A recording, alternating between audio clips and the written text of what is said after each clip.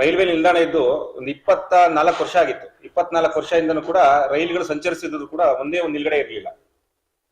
ಅದಕ್ಕೆ 24 ವರ್ಷದಿಂದನೂ ಕೂಡ 2 station master ಮತ್ತೆ ಸಿಬ್ಬಂದಿ ಡಿ ಗ್ರೂಪ್ ನೌಕರರುಗಳು ಮತ್ತೆ ಎಲ್ಲವೂ ಕೂಡ ಸಂಬಳ ವೇತನವನ್ನು ರೈಲ್ವೆ ಇಲಾಖೆ ಭರಿಸ್ತಾ ಇತ್ತು. 24 ವರ್ಷದಿಂದನೂ ಕೂಡ 2 ಸಿಬ್ಬಂದಿಗಳಿದ್ದಾರೆ. ಇದೆಲ್ಲವನ್ನು ಅರಿತು ನಾನು ಕಳೆದ 2022ರಿಂದ ಹೋರಾಟಕ್ಕಿಳಿದೆ. ಅದು ಅಂತಿಮವಾಗಿ 2023 ಫೆಬ್ರವರಿನಲ್ಲಿ ರೈಲ್ವೆ ಇಲಾಖೆ 24ರಲ್ಲಿ ಫೆಬ್ರವರಿನಲ್ಲಿ ರೈಲ್ವೆ ಇಲಾಖೆ ಆದೇಶ ಹೊರಡಿಸಿತು.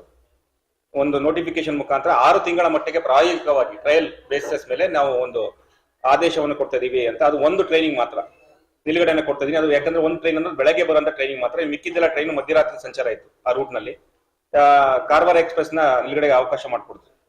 ಅವಕಾಶ ಮಾಡಿಕೊಟ್ಟಾದ್ಮೇಲೆ ಅದು ಸಬ್ಜೆಕ್ಟು ಕಂಡೀಷನ್ ಅಪ್ಲೈ ಏನಂದ್ರೆ ಆದಾಯಗಳು ಇಷ್ಟೇ ಸಂಗ್ರಹ ಆಗ್ಬೇಕು ಅಂತ ಇತ್ತು. ತದನಂತರ ಮತ್ತೆ ಜುಲೈಯಲ್ಲಿ ನಾವು ವಿ ಸೋಮಣ್ಣ ಸಾಹೇಬರಿಗೆ ನಾವು ಮತ್ತೆ ಮನವಿ ಮಾಡಿದ್ವು.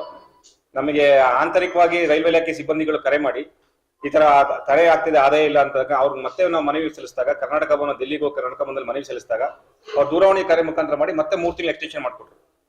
ಮತ್ತೆ ಅದು 3 ತಿಂಗಳು ಎಕ್ಸ್ಟೆನ್ಷನ್ ಮಾಡಿಕೊಟ್ಟಾದ್ಮೇಲೆ ನವೆಂಬರ್ 30ರವರೆಗೂ ಆದಾಯ ಪರಿಗಣಿಸಿ ಡಿಸೆಂಬರ್ 4ನೇ ತಾರೀಕು ನಿಲುಗಡೆನ ರದ್ದು ಮಾಡಿದ್ದಾರೆ. ಸೊ ರದ್ದು ಮಾಡಿದ ಪ್ರಕಾರ ಮತ್ತೆ ನಾವು ಡಿಸೆಂಬರ್ 17ನೇ ತಾರೀಕು ನೈಋತ್ಯ ರೈಲ್ವೆನ ಮುಖ್ಯ ಪ್ರಧಾನ ವ್ಯವಸ್ಥಾಪಕರಾದ ಶ್ರೀವತ್ಸ ಅವ್ರನ್ನ ಭೇಟಿ ಮಾಡಿದ್ರು. ಸೆಕ್ರೆಟರಿ ಸುನಿಲ್ ಅವ್ರ ಸಹಾಯ ಮಾಡಿ ಅವ್ರ ಮುಖಾಂತರ ಹೋದಾಗ ಅಲ್ಲಿನ ಕಮರ್ಷಿಯಲ್ ಹೆಡ್ ಸತ್ಯಪ್ರಕಾಶ್ ಶಾಸ್ತ್ರಿ ಅವರು ನಮಗೆ ಇದು ಸಾಧ್ಯನೇ ಇಲ್ಲ ನಿಲುಗಡೆ ಕೊಡೋದಕ್ಕೆ, ಯಾಕಂದ್ರೆ ಇದು ನಾವು ಮಾಡಿರುವಂತ ಕಾನೂನಲ್ಲ, ರೈಲ್ವೆ ಬೋರ್ಡ್ ಮಾಡಿರುವಂತ ಕಾನೂನು. ರೈಲ್ವೆ ಬೋರ್ಡ್ ಅಂದ್ರೆ ಕೇಂದ್ರದ ರೈಲ್ವೆ ಮಂತ್ರಿಗಳು ಅನುಮತಿ ಮೇಲೆ ಮಾಡಿರುವಂತ ಕಾನೂನು. ಒಂದು ನಿಲ್ದಾಣಿಗೆ ಕನಿಷ್ಠ 35,000 ರೂಪಾಯಿ ಆದಾಯ ಇರಬೇಕು. 30,000 ಬಂದಿದ್ರು ನಾವು ಮಾಡಬಹುದಾಗಿತ್ತು. ಕಮರ್ಷಿಯಲ್ ಜಸ್ಟಿಫಿಕೇಶನ್ ನಾವು ಕೊಡಕ್ ಆಗೋದಿಲ್ಲ. ಪ್ರತಿಯೊಂದು ಕೂಡ ನಾವು ಆಡಿಟ್ ಆಗುತ್ತೆ, ಬರುವಂತ ಮಾರ್ಚ್ ನಲ್ಲಿ ಆಡಿಟ್ ಆಗುತ್ತೆ, ಅಲ್ಲಿ ನಾವು ತಲೆದಂಡ ಕೊಡ್ಬೇಕಾಗತ್ತೆ. ನಿಲ್ದಾಣದಲ್ಲಿ ಕನಿಷ್ಠ ಆದಾಯ ಇಲ್ಲ ಅಂತ ಆಗಲ್ಲ ಅಂದ್ರು.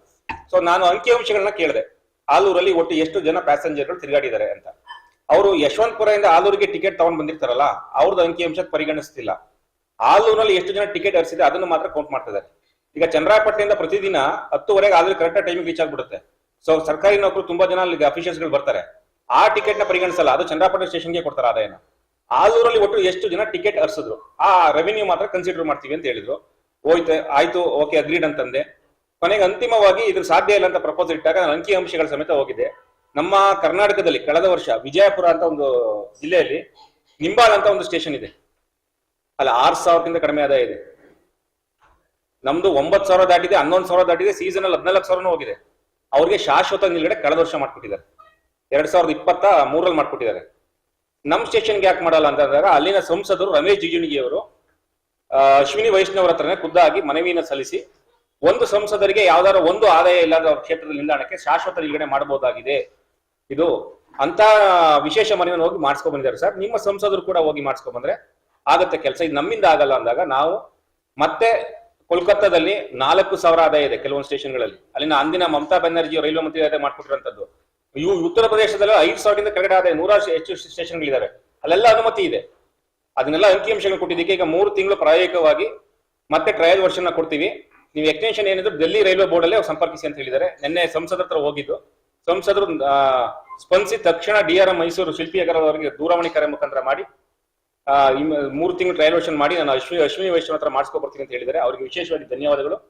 ಸಮಸ್ತ ನಮ್ಮ ಆಲೂರು ತಾಲೂಕಿನ ಜನತೆಯ ಪರವಾಗಿ, ನಮ್ಮ ಸಂಸ್ಥೆಯ ಪರವೂ ಕೂಡ ಧನ್ಯವಾದ ತಿಳಿಸ್ತೀನಿ. ಕಾಳಜಿಯನ್ನು ಅರಿತು ಮೂಲಭೂತ ಸೌಕರ್ಯ ಮತ್ತು ಟ್ರಾನ್ಸ್ಪೋರ್ಟ್ ಕಾಳಜಿಯನ್ನು ಅರಿತವರು ಸ್ಪಂದಿಸಿದ್ದಾರೆ. ನೆನ್ನೆ ದೂರವಾಣಿ ಮುಖಾಂತರ ಮಾತಾಡಿದ್ದಾರೆ. ಮತ್ತೆ ನೆನ್ನೆ ಸತ್ಯಪ್ರಕಾಶ್ ಶಾಸ್ತ್ರಿ ಅವರು ಕೂಡ ಮಾತಾಡಿದೀವಿ. ಸತ್ಯಪ್ರಕಾಶ್ ಶಾಸ್ತ್ರಿ ಅವರು ಕೂಡ ಮಾತಾಡಿದೀವಿ ನೆನ್ನೆ. ಅವರು ಕೂಡ ಹೇಳಿದ್ದಾರೆ, ಸರ್ ನಮ್ಮ